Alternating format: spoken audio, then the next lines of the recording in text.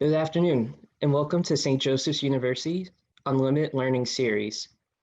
My name is Tim Tabthong from the class of 2019, and I'll be your host today. So today we'll be discussing diversity in the workplace, answering questions about the importance it has on professionals and companies, followed by questions submitted by you, the audience.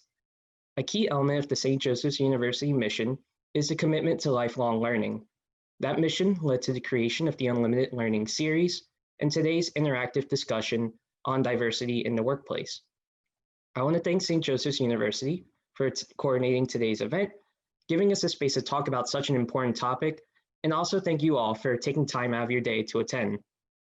I'm joined today by our experts, Brittany Bronson and Dr. Aubrey Wang. Brittany is the owner of Rebrand Career Consulting and former Assistant Managing Director for the City of Philadelphia, and a graduate of the Organizational Development and Leadership Master's Class of 2017.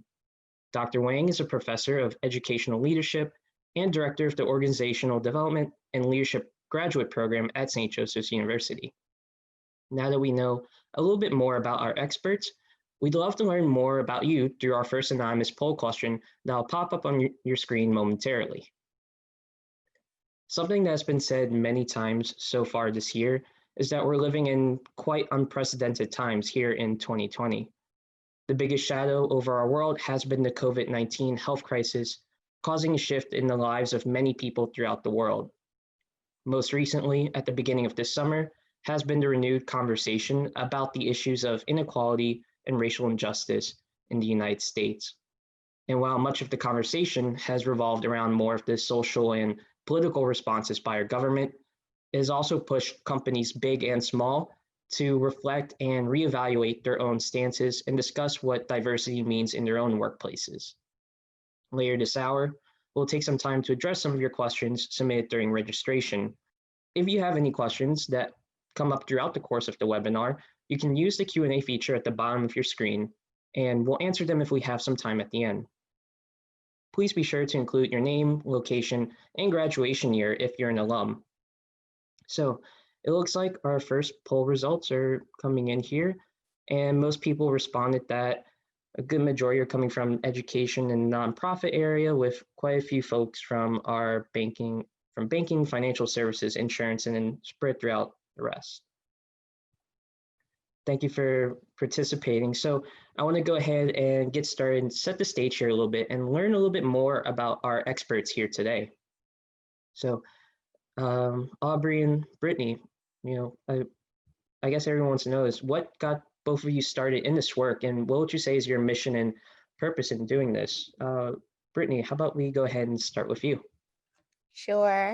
I'm Brittany Bronson. I actually started this work in the ODO program. So while in the program and really wanting to understand organizations and subgroups within organizations, I really found myself drawn to understanding people like me. So really understanding Black women who worked in corporate spaces and really beginning to understand what the research says regarding barriers to upward mobility for us. So I started out in the ODL program doing some research. A lot of it was building the research, developing the research, getting some support from some of the staff and faculty who looked like me. And that really piloted my understanding into identifying that these weren't just barriers that were theoretic, but these barriers actually existed. And that was my first introduction to saying, I want to be the person who not only does the research to identify that the barriers are there, but also to begin supporting organizations in closing some of those barriers, not just for the marginalized individuals who were in their organization, but also to ensure that they weren't creating barriers for people who might be marginalized to get into their organization. Thank you. That's really awesome to hear how your experiences really shape, why you got into this space, and it's really fascinating to hear that. Aubrey, can you share a little bit more about yourself for the audience? Yes, I'm happy to. Thank you, Tim, and thank you, Brittany. Being a first-generation Chinese American woman working in the field of higher education, I know I bring different perspectives, including a global, immigrant, and outsider perspective. I also bring different types of systems thinking, including linear, analysis, synthesis, interconnections, and different types of creativity to the teams that I lead and the initiatives that I commit myself to. As I rise to positions with more formal authority, I become more aware of my personal biases, my relationship to system biases, and the way that I help the system perpetuate these biases. But I'm also learning by experience and through education and research how I could break that pattern and create change, either it's through a conversation like today, a project, a committee, a program at a time. I don't see myself as an expert. I actually feel privileged that I am a learner on this lifelong journey of experimentation and learning on this issue. Early in my life, I experienced many life-changing events that really profoundly shaped my views. My parents decided to immigrate the family from Taiwan when I was 10. And to make this work financially, my father had to stay behind in Taiwan to provide for the whole family. Unfortunately, he worked too hard and passed away very quickly after I arrived in the US. So then my mother not only became a widow, but had to become a businesswoman overnight and had to go back to work overseas in Taiwan to support the five of us. So looking at her and her way, and I realized that she was able to transition to this new role so quickly by drawing on all of who she is and trying to make the best of what life has to offer. So this versatility and the ability to learn really has struck a chord with me when I was young. Then through my education and work journey, I experienced a lot of crossovers between disciplines that made me aware the benefits of having a multidisciplinary perspective. So from New York University Stern Business School, I learned about how to market manage products and goods. Then from the University of Pennsylvania's graduate school education, I learned about the benefits of having research and data to support some of that. Then when I worked for 10 years in educational research industry, I really got to see how you could use data and research for policy making, for product refinement, for product marketing. But also, it was surprising to me that in a lot of these educational firms, the educational customers' experience, even though it drives those industries, it was not a traditional focus of area for these educational institutions. So I'm fortunate in that I am the fourth director for the master's program in organization development leadership at St. Joe's. It's a privilege because I am leading this program on the shoulders of all the previous directors, including Tom Tabthong, John Finnis, and Felice Tillen.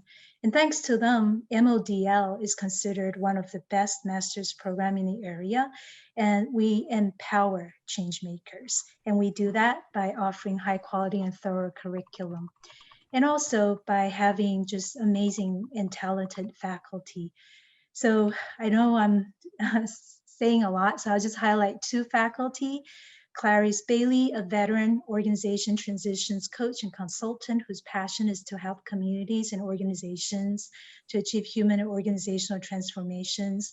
And Adam Magerman, whose passion is to help organizations evaluate and develop equitable, inclusive, and diversity competent organizations. So I'm in this field because I realize that life offers a lot of opportunities. And if we all can see ourselves as leaders who can co-lead diverse teams of innovators, problem solvers, and talents at all levels of organization and society, then together we can co-create an equitable and productive world. Thank you very much, Aubrey, for sharing a little bit about yourself and your family and how you got started in the space. Again, I think it's really important to just understand where your values come from and what's driving you in this, and you're not just doing it just to do it or because everyone else is doing it, but because you feel that personal responsibility to be involved in that. So thank you, I guess. And I think that's a main thing that a lot of people at this webinar here today are here to do, just to learn a little bit more about, what is the space looking like as, this year has evolved, and then what can they press forward and do in the future. So I guess for our audience, it would be best for us to kind of start at kind of baseline of what are we going to be talking about. So from both of you, I guess why we keep mentioning why it's important to us, but like overall, like why is diversity in the workplace so important today? And I guess, Aubrey, can we go ahead and start with you? Sure. In preparation for that, I looked around because I wanted to be able to share with the audience a diversity definition that an organization believes in.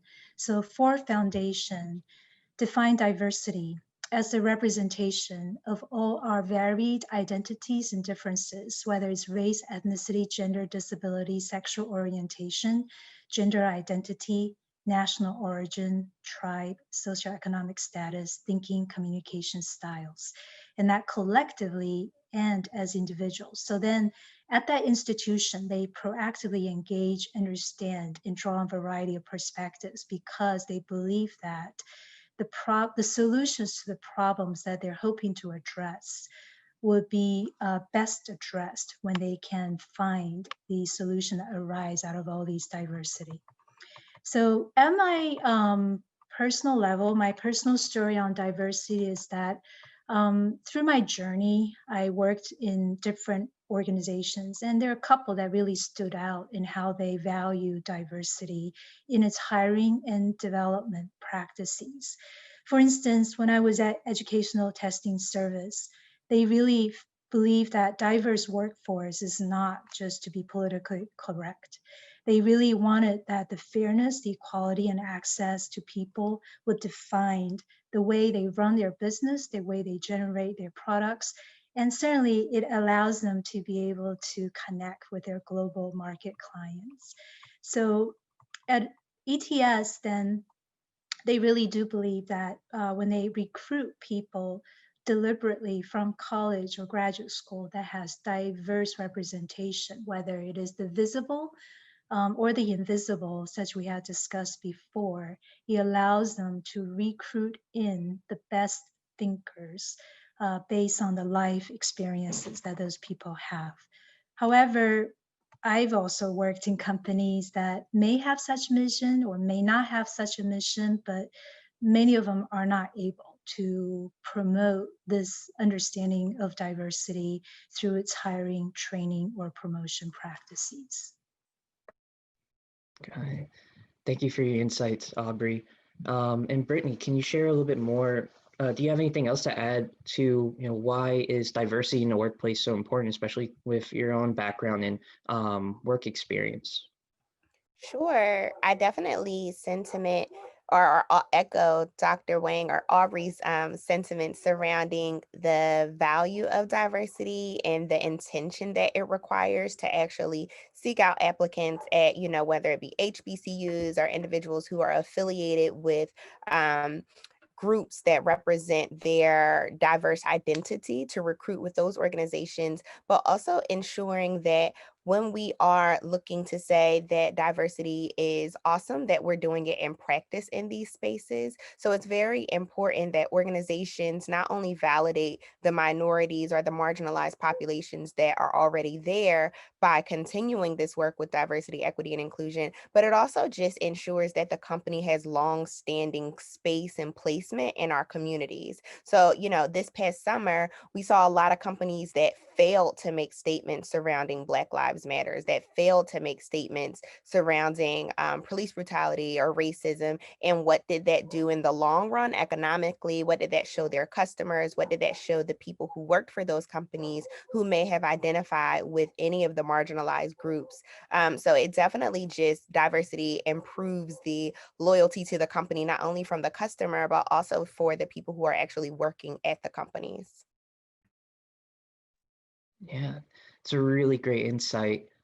And I think one thing I want to touch upon as well that you mentioned that a lot of people may not have a better understanding about what is diversity, equity, inclusion. That's something that is brought up many times when we do begin to have these conversations. So I guess for the sake of our audience and for ourselves, can we start by figuring out like truly understanding what each of those words mean in this space? So Brittany, can you elaborate a little bit more on maybe some of the differences between those? Sure. I always try to give people a definition that is applicable and easy to understand. So when you think of diversity, just really think about different identities being present in any space or any group. When you think about equity, think about people getting what they need, not what everyone has. So equity looks like possibly shortening, or you know what, equity might look like building a wheelchair ramp somewhere so that someone who maybe is utilizing a wheelchair or doesn't have as great mobility has the same access as someone who would climb the steps. That's what equity would look like. And then inclusion is essentially how comfortable or how well a space, a company, individuals make others feel as though they can show up as their full self. So inclusion isn't just to say we have Black employees, but it's to say our Black employees feel like they can advocate for themselves. Our Black employees feel like they can celebrate and talk about Kwanzaa as openly as we celebrate and talk about Christmas or any other holiday. Great. Thank you for breaking it down for us. I think it's a really good, succinct way of like, helping digest that kind of these terms that are really important. Doc Aubrey, do you have anything to add on that? Yes, thank you, Brittany. I really love your personal definitions and how quickly they arise out of you. I think that's really wonderful. And I think that's in the end what we probably want to strive for, that each of us will have a ability to have a definition for ourselves, what each of these terms mean. But then at the organizational level, there should be a collective definition as well. So going back to the Four Foundation, they defined inclusion as building a culture of belonging by actively inviting the contribution and participation of all people so that every person's voice add value, and that they strive then to create a balance in the face of power differences, and that no one person can or should be called upon to represent an entire community. So let me also just flavor that a bit with my personal story on inclusion and belonging. I currently also chair the university's Institutional Review Board. I'm privileged because this is one of those boards where by federal regulation, we have to create a board that has diversity in the representation in expertise and also in identities. So we have on the board people who are scientists, who are social scientists, who are social business scholars, humanities scholars. We also have community scholar practitioners, and they represent certainly differences in gender, national origin, race, and ethnicity.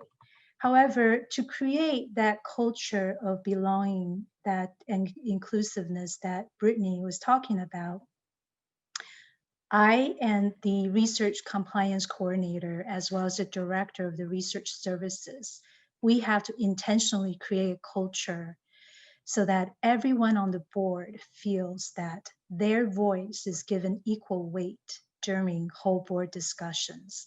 So we do this by giving everybody enough time, just time to express their perspectives. When we have disagreements, instead of shutting it down, we try to discuss through them. When we feel that more time is needed on the deliberation of certain decisions, we provide the time, including just say, oh, we'll meet again, then to discuss on this decision so that we can combine and jointly and co-create the equitable and just decision. However, I also serve on numerous committees, projects, and organizations where I am asked to represent all my intersectionality, a person of color, Asian American, woman, working mother, immigrant, et cetera, et cetera. And I've also been in situations where the person with power uses it to control rather than to empower, where diversity of ideas is actually deliberately discouraged, and where I at times would choose silence because I fear of retributions.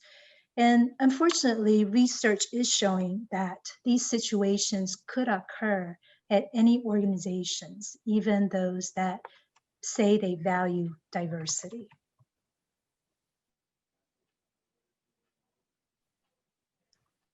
Thank you for sharing. I think it's hard to really, it's hard to kind of stand back in those times, but sometimes it feels because of the lack of like diversity and equity inclusion that we did talk about. Sometimes that's part of the reason why it's so hard to really make your voice heard and step up in those times when you don't feel the safety or the place to be able to have these like open and honest conversations.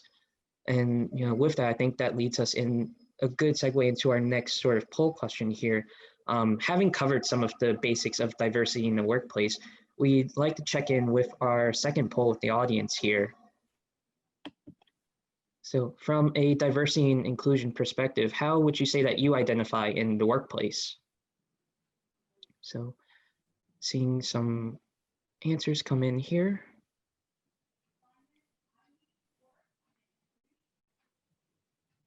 Seeing really good mix of answers coming in with a good majority of our folks do saying that they at least identify with one or more than all of these different fields. With being a member, someone that identifies as part of a minority group, an ally, trying to show your support, using your privilege to support and promote the work of others, or being a champion, being a leader in this space and being able to take the lead and make change for your organization. So I see here that about a good third of our audience here identifies as more than one of these, and then a majority of them do say that they're an ally in this space. So thank you everyone for participating. So with that, I want to move a little bit more into our next topic. Aubrey, you just kind of mentioned a space that didn't allow you to have your own sort of voice and making you feel comfortable in it. Do you have any sort of examples of businesses or just initiatives across different industries that have made significant contributions to diversity, making people feel more included and having an equitable workplace? I'm going to draw upon the research, and we'll be highlighting the research conducted by Frank Dobbin, who is a professor of sociology at Harvard University, and Professor Alexandra Kolev, who is an associate professor of sociology at Tel Aviv University. They are regular authors of Harvard Business Review articles, and they actually talk about why diversity programs fail, but also why they succeed.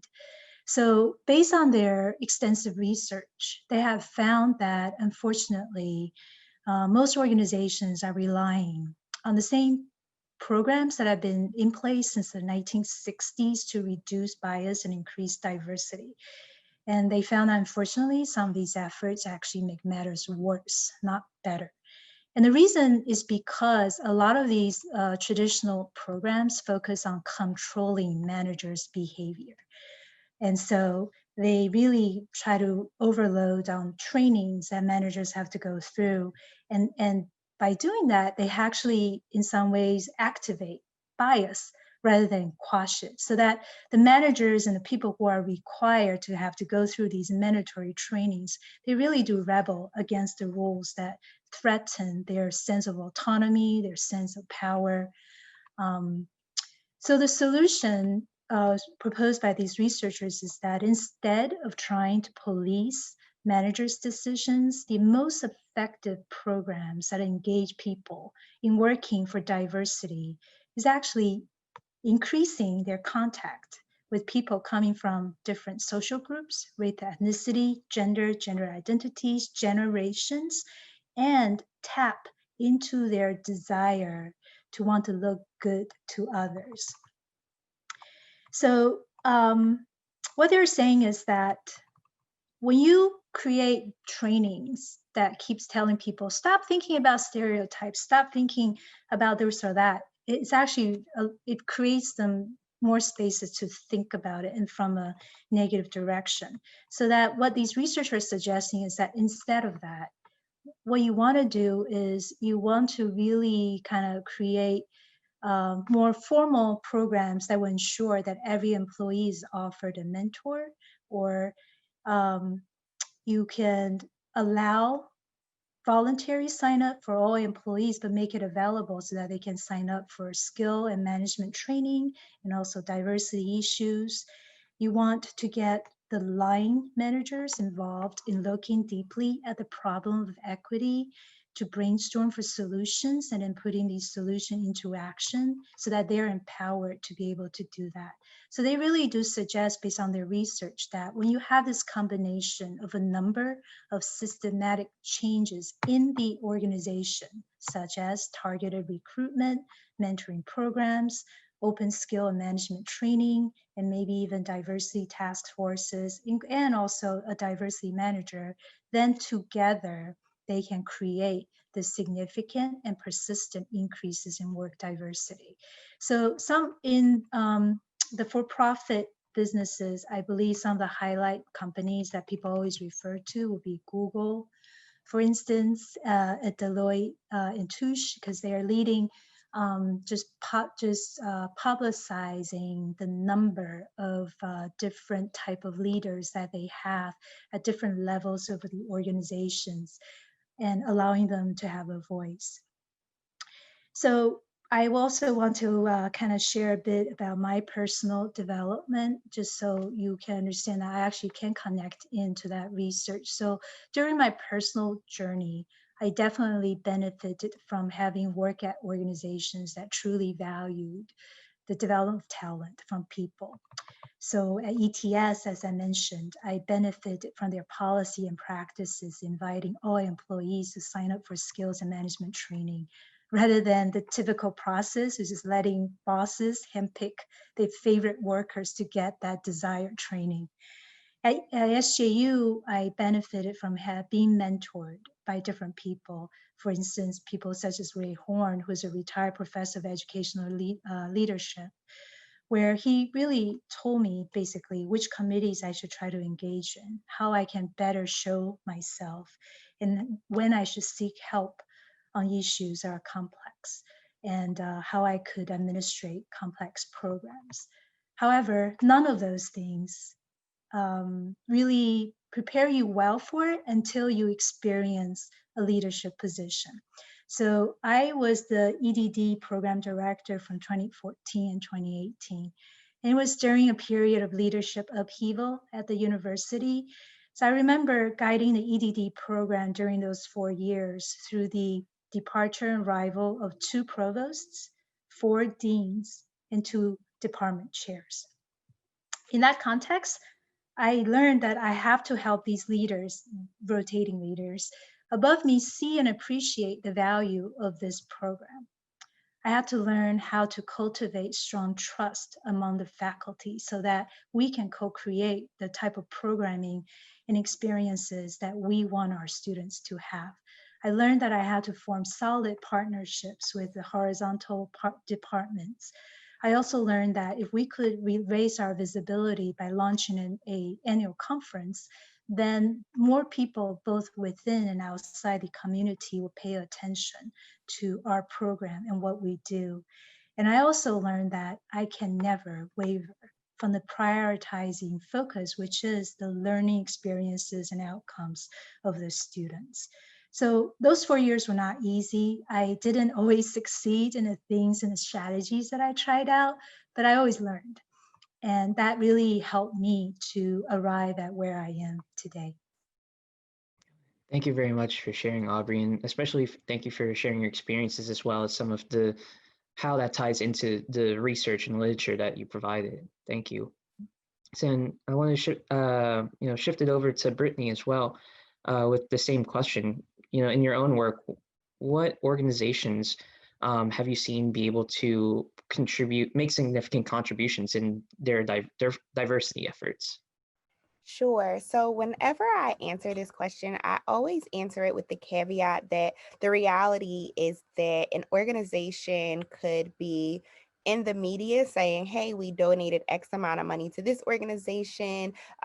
but their Black employees aren't being promoted, or the women in their company don't feel like they can advocate for themselves. So I always, whenever I speak about any organization that appears to be doing great work, I never want to seem as if I am overshadowing the experiences of the people who may work there day in and day out. I say that because Instacart had an amazing response to schools being shut down. When schools shut down across the country between March and April of this year, Instacart pretty much allowed their employees to bring their children to work every day. They shifted their culture to really offer online and virtual activities for their employees who had children. I believe they also did some work in donating large amounts of money. I feel like they committed $1 million to varying organizations that supported Black Lives Matter, that supported LGBTQ partners and their rights and access. They really seem to be going above and beyond to really ensure that they are not only putting policies in place, but they are also putting their privilege and their equity behind some of the initiatives that they believe in or that their employees found to be valuable. I also saw that they were doing tons as it relates to just acknowledging that people show up in varying ways through application, through email correspondence. So they actually use it's an external system. It's called Textio, and it's essentially an AI program that screens information at a rapid rate to ensure that there's no biased language, that there's no bigotry language, that there's no, if someone sends an email, it'll flag, hey, you didn't use your pronouns in your signature. It's just a really great program that they're using to try to ensure that they are encouraging that even their communications are inclusive and are, recognizing diversity across their internal staff as well as their external partners. Wow, that's a really fascinating tool to like an AI program that essentially gives them an extra double check to make sure that they're in line with what their practices are or what they say their practices are. It's great. And I guess that kind of leads me into the next part then. If there are tools like Textio available, what is stopping organizations or, what are some of the barriers organizations and businesses have in being successful promoting more diversity, equity, inclusion in their workplaces? And this will go back to you, Brittany. Sure. I think we're all learning, we're all evolving as it relates to DEI. We're all trying to recognize our biases and work towards, reducing them or being aware and countering those. But some of the most frequent problems I encounter with organizations is that they may have awesome policies related to DEI, but the practice and the implementation is really concerning. What I also find is that sometimes organizations have policies that don't proactively and clearly cover diverse populations that are or maybe aren't in their space yet. So sometimes, it's easy to focus on Black rights, or it's easy to focus on women's rights. But, if you don't have someone who has a visible disability, are your policies and your practices, your doors, your cubicles, your access to materials in the office, are all of those also going to be proactively available and ready for someone who maybe has a physical disability or a disability that you can't quite see that they may battle with periodically throughout the year. I also find that some organizations simply, they just fail to capture blind information regarding how they're marginalized, or even their majority employees feel that the diversity and the inclusion is in the space. There are organizations who do weekly emails or questionnaires or surveys. There are some organizations that elect to do them monthly, but the fact of the matter is that there are some organizations who maybe do them once a year, and then they do a training for compliance, and then you never see it again. If organizations aren't actively capturing the diverse identities as they shift within their organization, then they're definitely leaving someone out. I'd also just say, going into using best practice language, like, everyone using the word partner and not making that word exclusive to individuals who identify along the LGBTQ community, using our pronouns everyone using their pronouns, not just leaving that for individuals who we may question or need to ask. I think getting used to everyone taking on the ownership of being inclusive and showing up with our diverse identities is a way that organizations can ensure that individuals feel comfortable showing up if they have an identity that may not be present to the eye. Great, awesome. Thank you, Brittany. And I want to shift the same question over to Aubrey. I know you did touch upon this a little bit earlier, talking about some of the trainings for managers and how to, have a diverse workplace. What else have you seen in your research and in the literature for, what in the systems isn't allowing them to be successful? Yeah, it's a great question. I entered into the educational research realm being so just fascinated by this idea that there are inequity in achievement gap. So I spent a long period of my life to just learn why is it that individuals going through this system that is considered one of the best educational system in the world, why is it that they emerge out with inequity at the group level in terms of what they know? And through that journey, I began to realize that there are many different theories that really try to understand how life experiences could create these inequity on major cognitive, developmental, education, and career outcomes among different groups of people. Not all these theories are very useful at the application level. So I also am trying to find and test theories at the developmental, psychological, and social levels that actually will allow us to be able to test out these theories with actual data from people.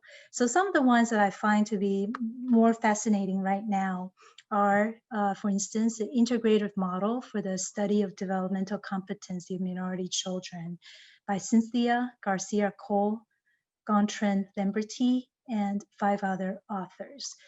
They really try to understand the emergence of inequities in educational outcomes for minority children. And they propose that it really is because how these children and their families are traveling through the landscape of where they are and how they're receiving education that is influenced by their social position, which is the socioeconomic status, by their race, sometimes by how they arrive at the US, because as you know, we arrive at the US in different fashions. Some of us are born here, some of us are not. Some of us came here as a refugee, some didn't. So we really come to the US in different ways, right? And certainly that's one of the big topics right now. And because of that, it actually created differences in the culture within those groups, as well as within the families, in terms of how they encounter even day-to-day things, which could be the stereotypes that they encounter, the biases that they encounter, and also what type of messaging is shared within the family so that they can develop coping skills to be able to address these things, and also being able to see how at the neighborhood level, at the school level, at the community level, where they're able to get access, where they're not able to get access, and then when they even go into these systems, the differences in sometimes the quality of the education they receive, but also how they themselves then are able to generate the developmental and also psychological and cognitive factors that actually allow them to absorb what is given to them. And if you think about through our life stages, that's how we begin, and it just accumulates. These impacts accumulates quickly through people's lives. So then you start out a certain way, and you went through a certain type of educational system, then you're prepared a certain level, you look a certain way, you talk a certain way, your name even sometimes can become a barrier to entry. And so it's really just fascinating to kind of be able then to connect some of those theories to then, move into the career and the organizations that these people enter into. These organizations tend to have, even at the organizational level, different mindset that they might have regarding about just even the issue, how does inequities emerge on intelligence, ability, gender, race, cultural differences? How do they emerge? Do they feel like all of those are fixed, can never change?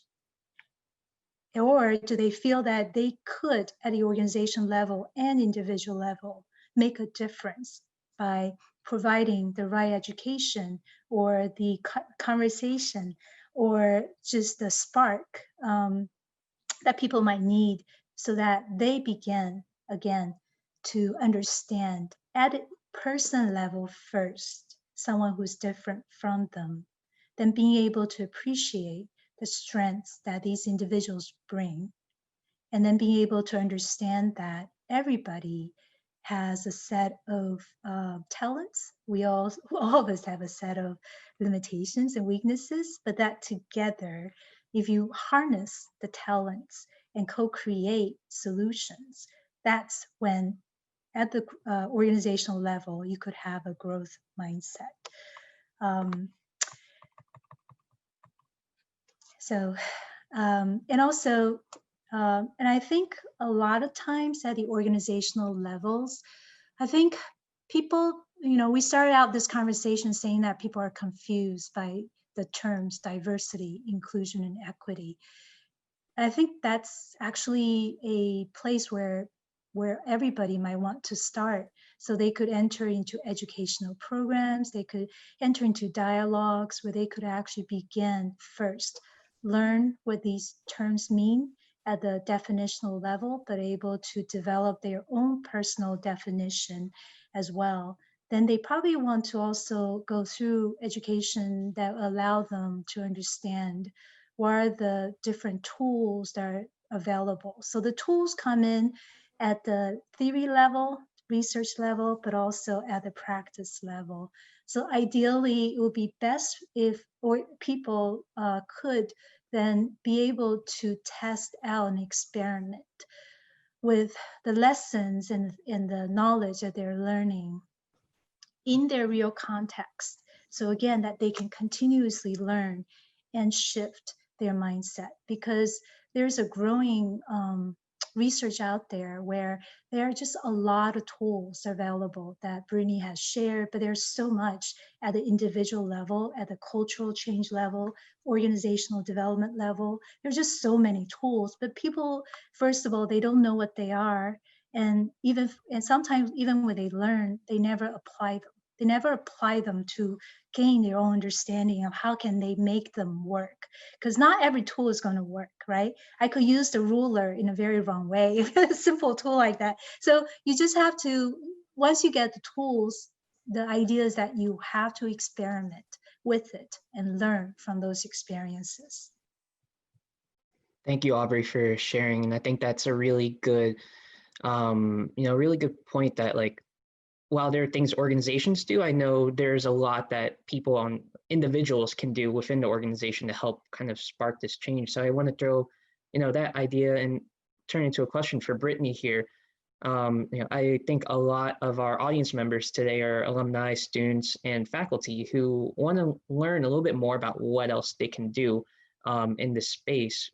Can you share any advice that you can give recommending people either from like underrepresented demographics and how they can search for inclusive companies to work for? Sure. I think the reality is that there is always going to be some level of implicit bias at all levels, whether that's institutions of education, that's hospitals, like it's always there. And I think the first thing is getting really comfortable with whatever diverse identity you show up as, and being really comfortable, if someone misgenders you, saying like, hey, these are my pronouns, or hey, I think maybe you overlooked my signature, my pronouns are actually, or if someone mispronounces your name, if you have an ethnic name, being really comfortable saying like, hey, here is the phonetic spelling of my name. I've worked with several organizations that actually, when you start or before you start, as part of your new hire paperwork, they have a system that helps you to put in the phonetic pronunciation of your name, which is really great for someone who may come with a name that's ethnic or that's unique to their culture. I also try to advocate, particularly for Black students, to identify a champion, identify a mentor. I see Dolores Mason is here. Like, Dolores was amazing for me through my ODL, my master's ODL experience, like just like super great champion for the research. And that was great for me because grad school is a place, especially if one is doing it distant, it's already hard to find your footing. And then it's even harder being any minority student in a place that is predominantly white or of access or privilege that you may not have. So finding a mentor, finding someone who can champion whatever educational goals you have, that can close gaps for you, that can support whatever education and learning goals that you have. I'd also say for individuals who are looking to work in an inclusive space, it's nothing wrong when you're interviewing places to simply ask, like, can you tell me a little bit more about your diversity, equity, and inclusion initiatives, your diversity, equity, and inclusion policies? Do you have ERGs, which are employee resource groups? Whatever that looks like, just really trying to find out more about an organization. Check their website, check Glassdoor, check with the people that you're interviewing with to ask how they feel about the efforts that are being done there. I'd also just end with there are always going to be moments where there will be mishaps that happen, as Dr. Wang or Aubrey mentioned, that like we all have biases, our biases, like those things keep us safe, right? Like when we're walking at night and it's dark, the fact that our heart starts pounding sometimes, like those are things that keep us safe. The problem is sometimes when that fear is based on someone's sexuality or someone's gender identity or their race. And we really have to be proactive and being mindful of what we allow our children to consume, what we consume from the media, what we're reading, when we're reading something that's biased, like checking and calling it out. As parents, we have to check and call out things because those things fuel the implicit bias that our children will carry and grow. So just recognizing that we all have implicit bias because we're raised in this society, but being open to allowing someone else to show you where you may have misstepped, and also educating yourself to identify where you may have misstepped. All of those are super, super valuable. I also, so as a parent, I'm constantly doing the advocacy work. I have a Black son in the school district of Philadelphia. One of our first lessons where I recognized bias was in understanding rural, suburban, and city, right? Like the city of Philadelphia is so diverse that my son thought he lived in a suburb because we lived in Mount Airy, and it's like, hey, no, we don't live in a suburb. But the reality is looking at what is behind when you say that somewhere is suburban and the houses are bigger and the houses are far apart and there's a lawn, and you say in the city the houses are close and tight and it's traffic and it's noisy and it's congested. So really breaking down the implicit bias of that by just doing the work that may take an extra step, but understanding that it's not always ill-intentioned. In my doctoral program, we always use a phrase, assume best intention, and that's been really great for breaking down and actually having the conversations. Wow, thank you, Brittany, for sharing. I think that that begins to open a whole nother door and a whole nother conversation that unfortunately I don't think we'll have enough time here for the rest of today to go into it. So then I just want to shift that question back again to Aubrey. Is there anything else that you like to add for, like, what people can do at the individual level to continue to promote diversity in their own workplaces? Yeah, I'm happy to. So I think as folks are beginning to enter into the workplace, there are actually quite a few tools are available, organizations are available that actually look into this across different industries already. So one resource that I want to highlight is the Diversity Inc.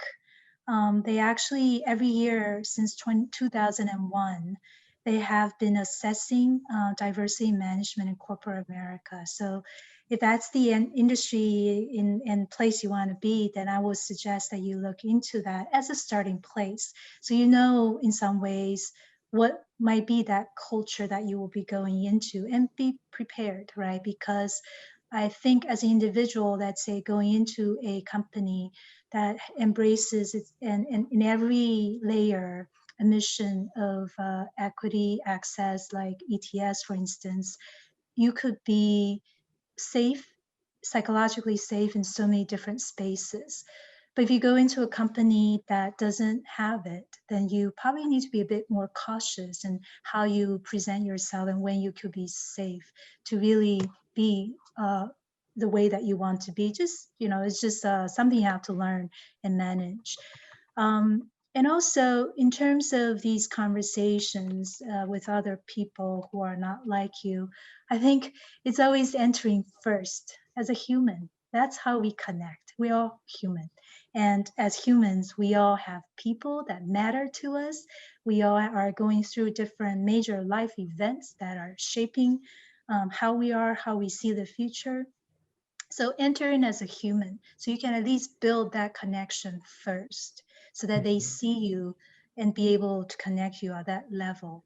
Then when the space becomes more psychologically safe for everybody, then you can start asking your colleagues or peers or friends from different backgrounds if they have ever experienced or witnessed biased behavior.